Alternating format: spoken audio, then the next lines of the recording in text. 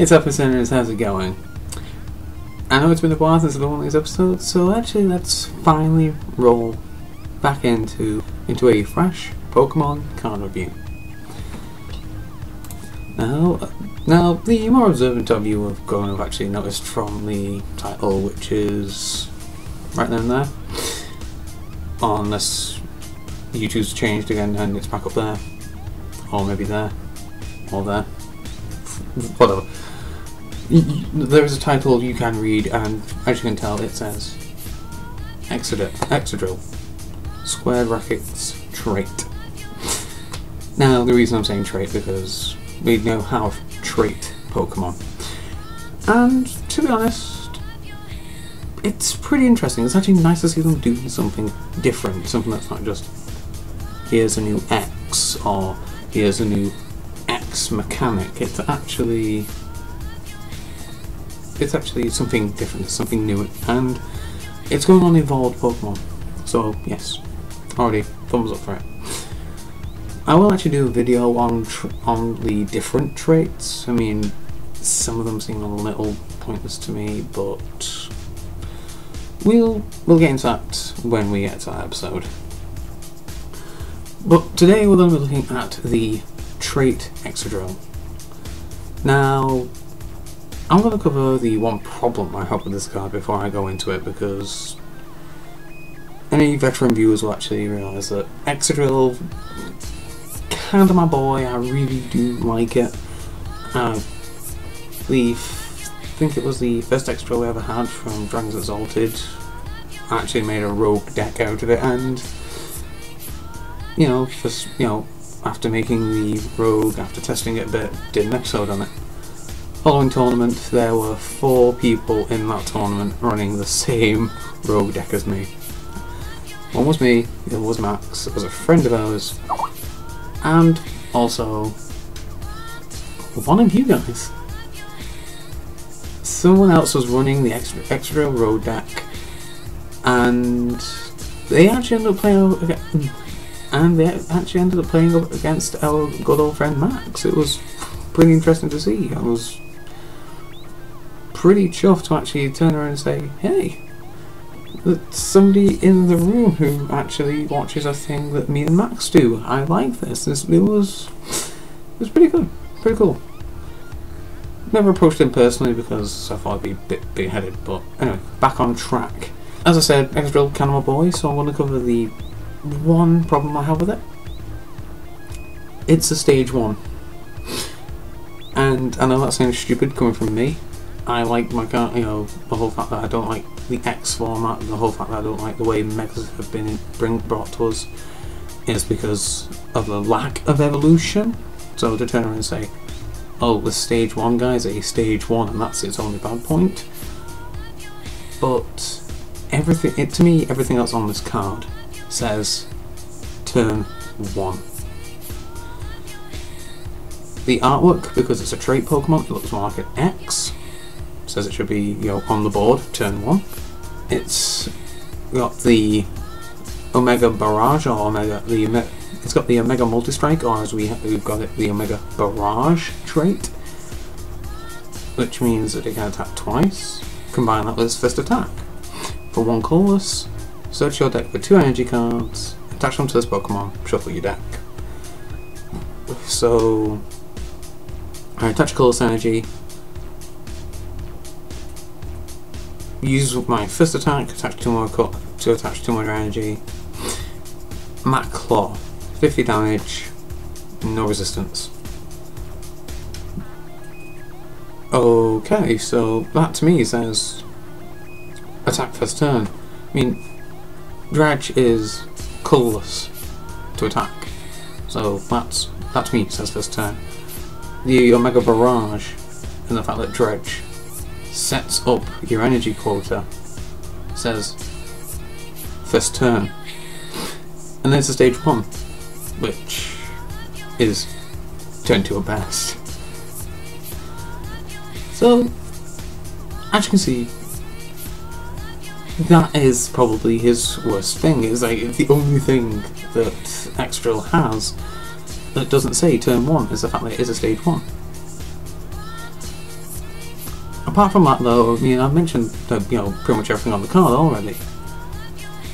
It's first attack, Dredge, go into your deck, grab 2 energy, attach them to Excadrill. Now, make note of the fact that I'm saying 2 energy, not 2 metal energy, not 2 basic energy, just 2 energy. These energies can be anything. If we still had them, it could be the blend energies. You can go for rainbow energy, you can go for multi-energy, you can go for special metal energy, which I actually have to look up right now because I've got the name of it. Scrolling down the list, here it is. Shield energy. Used to be special metal energy, it's now shield energy. The effect is pretty much the same. Let's just double check it.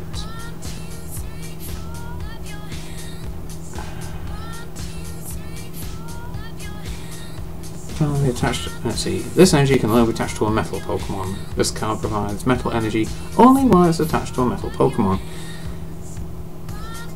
The attacks of your opponent's Pokemon do 10 less damage to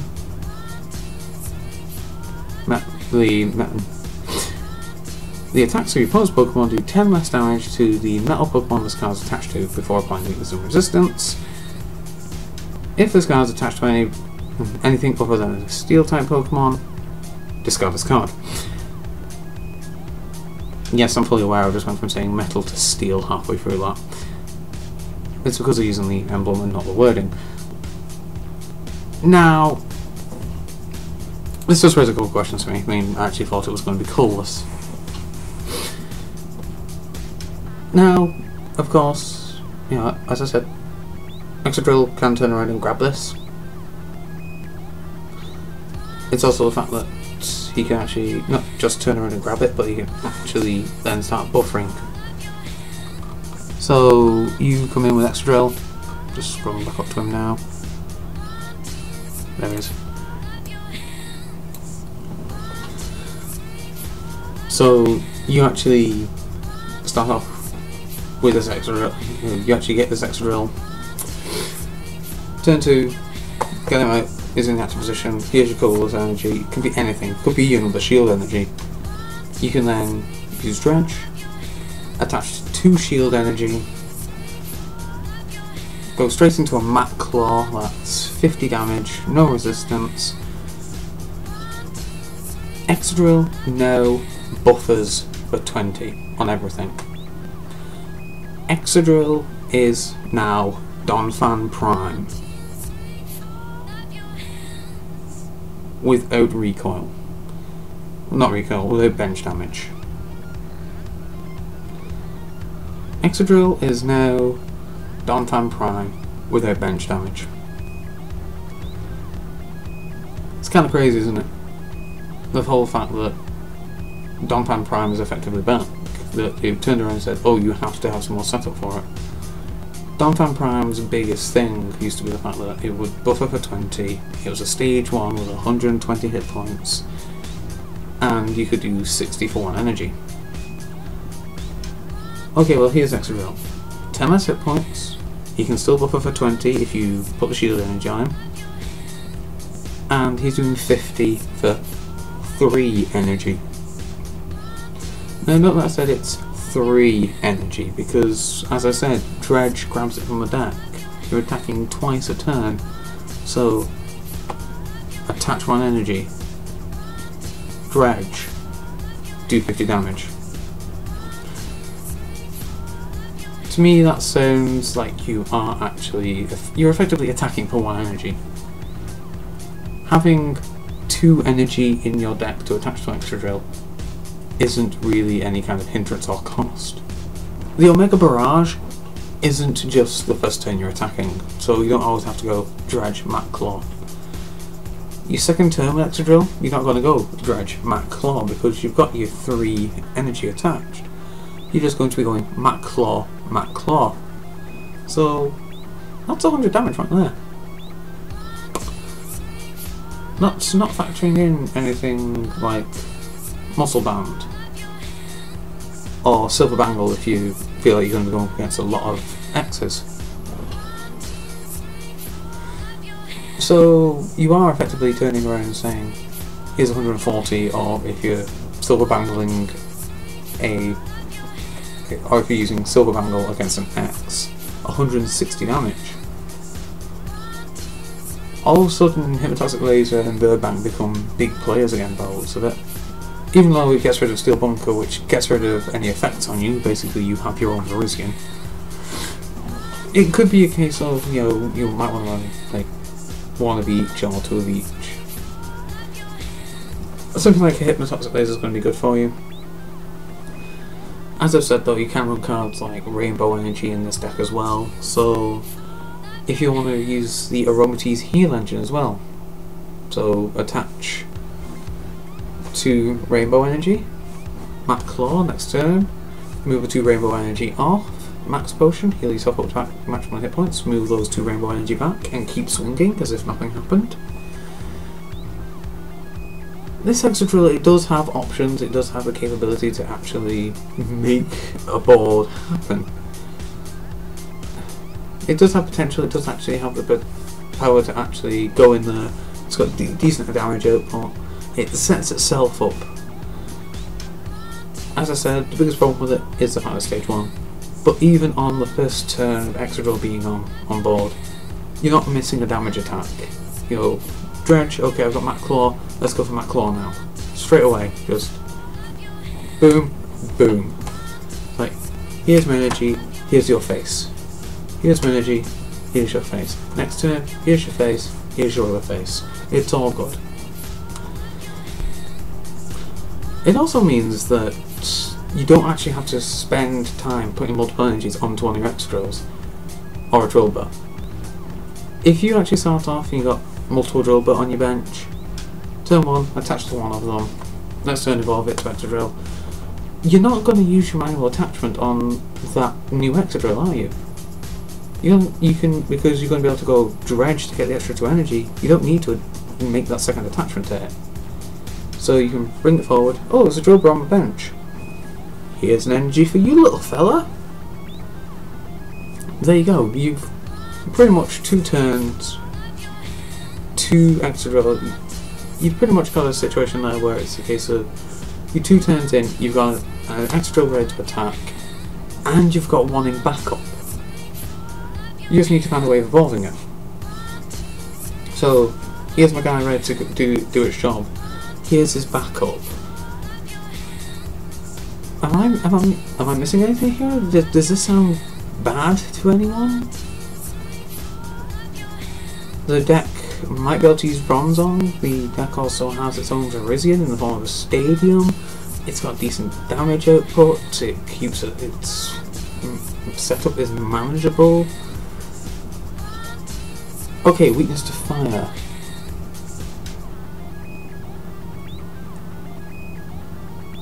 Pyro? Is that the big worry? Is Pyro the big worry? Because as I've said, you can set up a secondary attacker with this deck. And let's be honest, I don't think the deck will struggle with Pyro too much. You know, that Pyro has to be ready to attack. That Pyro requires 3 energy, and unless it's a dedicated fire deck, it's not going to have Blacksmith. It's not going to have a card that turns around and says get energy from a discard pile and attach it. It's not going to have any kind of acceleration engine because it's most likely going to be a tech in something.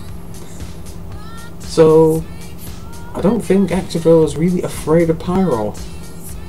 It might not like looking at it, it might think, okay, I've got to play smart here, but Pyro doesn't wall you. Pyro doesn't actually stop you attacking it. Pyro is going to get punched in the face to death. Plus, you're buffering before weakness and resistance. So, okay, what's Pyro's damage output? I think it actually might be 90. Okay, that might knock you out. Is it 90? Okay, yeah, I think it is pretty high, but what would it have to do? It has to do 80.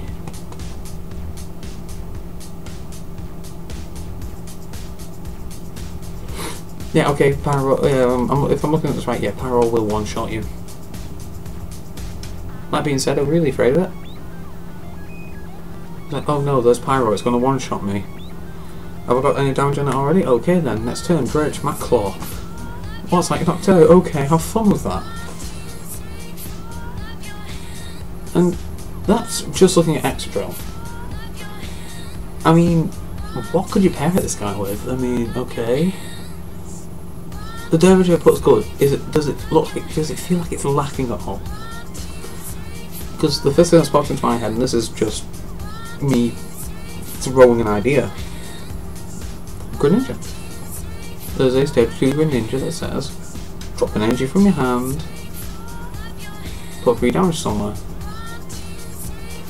And again, I think it has to be water energy and not just an energy card, so okay, might not be the most consistent. So, okay, might not be the most consistent thing. What else have we got for options? What else do we have for options? Landorus X. And I'm talking without the fighting support. I'm just talking in general, Landorus X.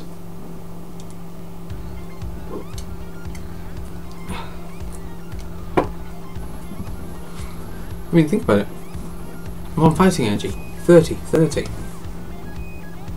That's good, that's nice, I like that. I'll be able to put like multiple damage on the board. Oh wait, what numbers were we working with again if we include strong band, muscle band? 270 is 140. 30.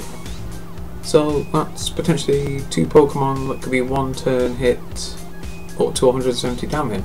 So that's 2 Pokemon that are ready to basically put in the position of carrying 170 damage.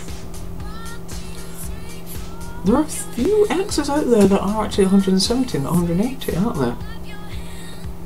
Huh, that's interesting. But wait, I can do some multiple things. So put this up to 60. That guy can have a 30 as well. So I've got 60, 30, 30. What? You know, you best take care of this Landorus faster, or he's going to set up a lot of my game. Okay, 90, 30. Oh my lord! The 3 guys on your bench weaken. This guy's on 90 damage. Excadrill is just going to sweep you now. So you can see what I'm saying. It's just, you know, right there, that's basic support for him. What else is there? What else is there? Oh, what else was damage on the board? Oh, isn't there a Gorgeist? Oh, that's on stage 1, never mind, that's on stage 1. I'm trying to think, is there any basics with spread? Oh, wait a second. Why don't we go where everyone's favourite? Let's have a Seismitoad X. So just go and, you know, here's a double colourless. Let's start by item locking you for a bit. What's that? My damage output isn't that high. It's okay, I'm hindering you while setting up a powerful backboard. I could look at that. Yeah, I could do that. I could turn around and I hope that's not stopped me recording. No, it hasn't. Good. I could happily turn around and say, "Oh look, I've got you under my train lock with my amount of damage," while I set up. It's not in the focus of the deck, and it's doing work. Well, yeah, okay, that's a quick look at Excadrill. Does quite a bit for himself. He's pretty fast to set up, decent hit points. He's got support around him. The big question is, you know, what is his perfect partner? What turns around and says, "Hey, this is Excadrill. It goes with this guy and does everything." That being said, I'll actually look forward to seeing if this card does anything in the format. Knowing the game half as well as I do actually think it probably won't do that much. But who knows? I've got things wrong before. Normally I'd want to turn around and say, yeah, this card's got to do something, but it's what other people make of it that will see how well it does in the game. And I want it to do well, but as I said, it depends on what others make of it. So, what do you guys think about Excadrill? Do you think it's a good card? Do you actually think it's going to see any competitive play? If you do, let me know down below. Until next time, I'm a writer Joey. You guys are top percent. Peace.